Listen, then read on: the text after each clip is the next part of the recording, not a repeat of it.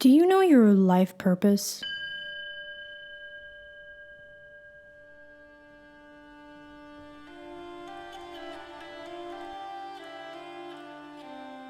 What comes to mind when you think of something you are meant to give to humanity? Now, you think on all this, my young frogs, for in you resides the future of Greek civilization. To strive for honor is the highest purpose of all. So many of us wish we could do more, give more, in the way we know best, but it's unfortunate that not all of us are able to. It's one small step for man, one giant leap for mankind. Some of us take jobs we don't necessarily like, leading us to having less time to do things we really, truly enjoy. We stopped serving breakfast. I know you stopped serving breakfast, Rick. Sheila told me you stopped serving breakfast.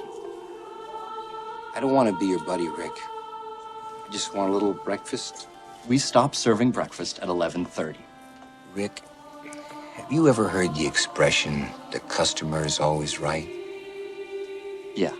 And unfortunately, a lot of us neglect our creativity to pay the bills. Us humans are all meant to be creative. There's not a single person on this earth who's not in some capacity. We all are. We just might show it in different ways. Someone might be creative in an artistic way. An excellent effort. You have shown us something quite new tonight. It is new. It is, isn't it, sire? Yes, indeed. Another might be creative in a more innovative or inventive way. But we all are creative.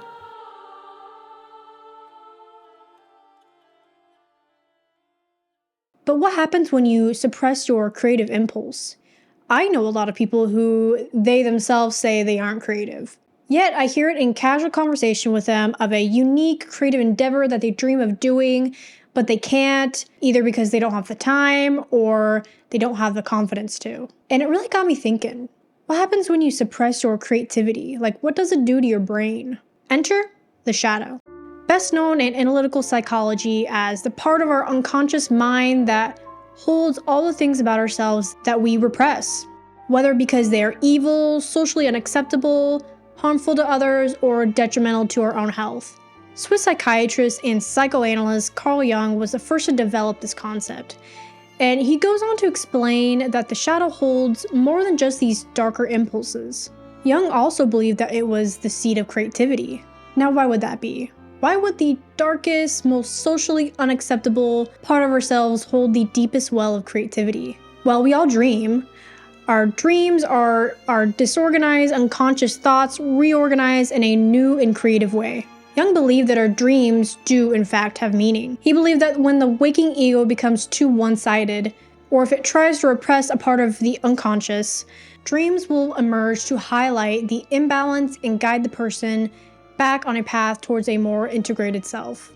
And dreams can have different functions, one of them being the prospective function, which primarily centers on the future development of the individual, leading towards enhanced psychological integration and completeness. And by gaining an understanding of these prospective dreams, we can tap into a significant reservoir of unconscious intelligence and insight. Now, this makes a lot of sense to me. By drawing parallels between the use of creative human ingenuity and the existence of the shadow and dreams, we can start to see the true purpose of creativity. Creativity is meant to propel the world forward into a more integrated and refined society. When one is born with the talents of an artist or an inventor, they were endowed with these particular gifts that were meant to be used for the betterment of society. And to stifle that gift would be, I would argue, a great crime. We see it often in school. We're meant to sit still at our desks when we are young and complete the tasks demanded of us. We are told it's our fault when we find it difficult to do that and only given a brief 15-minute break to go outside and play. We grow up a little bit and what do we see? A very formulaic, standardized classroom. The bells ring, and in an assembly line fashion, the students are toted off to their next class. And students are often tested on what they can remember and not necessarily what they can comprehend. I use myself, for example. I don't remember much from my years and years of schooling. The only parts that I do remember with gratitude are the moments where my teachers took the time to really look at me and go, she's got some talent here.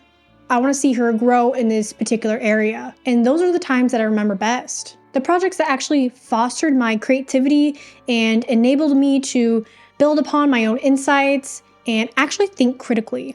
So no, I don't blame the teachers. I would say that the teachers are probably the best part of my education.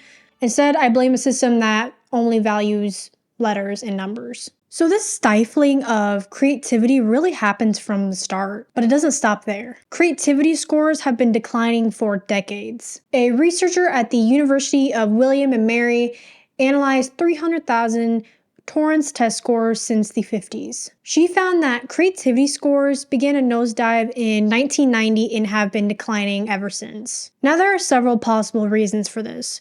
Two of the most obvious that come to mind are the use of social media and the prevailing push for productivity. Because you know what induces creativity the best?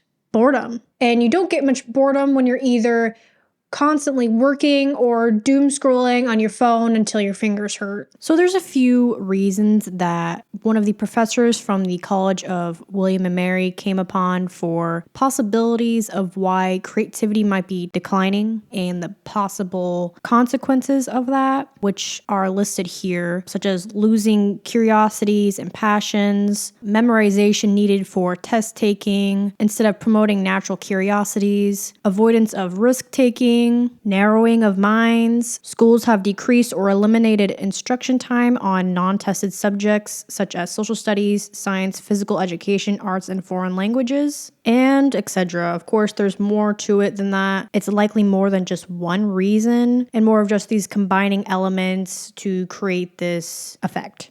So what do we see from this stifling of creativity? What happens when creativity is suppressed on either an individual level or a societal level? Well, what do we see when the shadow remains repressed? It's still there, but the emotional disturbances bubble up. Little bits and pieces rise to the surface, just as it happens with the creative process. There are times when a writer might have a writer's block. They don't know where it comes from, as it's unconscious. And then suddenly, out of the blue one day, it hits them. The bolt of creative flow. And they write and write and write. All these ideas seem to come out of nowhere. But it doesn't. It comes from the shadow. Yet when the shadow self remains repressed, these flare-ups often come out haphazardly. They're unhealthy. It might be a snide remark, or it might be through talking down to a subordinate. These are all ways of coping with the ego or the conscious self, how we perceive ourselves. But the shadow doesn't only hold evil. As Jung says, if it has been believed hitherto that the human shadow was the source of all evil, it can now be ascertained on closer investigation that the unconscious man, that is, his shadow, does not consist only of morally reprehensible tendencies, but also displays a number of good qualities, such as normal instincts, appropriate reactions, realistic insights, creative impulses, etc. So to squash the creative impulse would be to squash the life force of humanity, your normal human instincts. What can result in that? Well, imagine it for yourself. A person without input is a robot, a bag of bones, roped around by another force. The unconscious may be attempting to speak to them through their dreams, showing them in metaphors their most pressing matters. They might ignore it. So the unconscious might use another tactic. It might form through tears. Why am I crying? That's weird. Or it might show up through an unprovoked fight. I cannot believe you just said that. You're a jerk.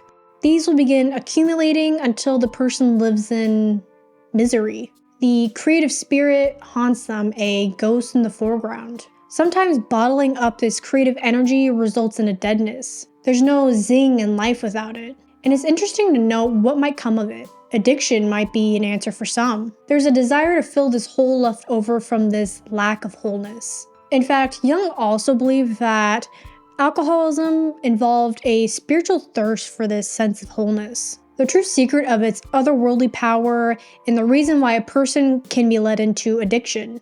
And he understood intuitively that only a radical conversion to something equally satisfying to the individual at a deep level can promote recovery.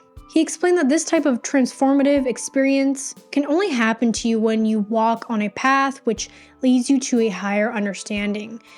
You might be led to that goal by an act of grace, or through a personal and honest contact with friends, or through a higher education of the mind beyond the confines of mere rationalism. Psychologist James Hill put it more simply: you don't really want the alcohol. If you can find your true desire, then you've got the answer to your addiction.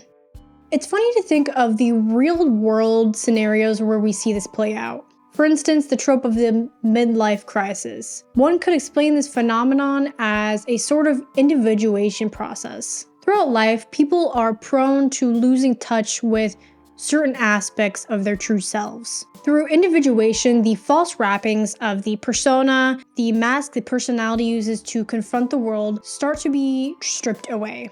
What remains are the true desires of the individual, which have been trapped in the unconscious self. Creative energy can be largely attributed to your greatest epiphanies, or the moment when you may have suddenly decided to change your life for the better. It's the converging of ideas into a beautiful synthesis. It's not just a talent that someone who is artistic or good at painting pictures has. It's much deeper in the psyche, almost archaic. We all have it, though some might have better access. We all need it, so to suppress it would be to suppress the true motive of the self and of society. Complete integrative unity.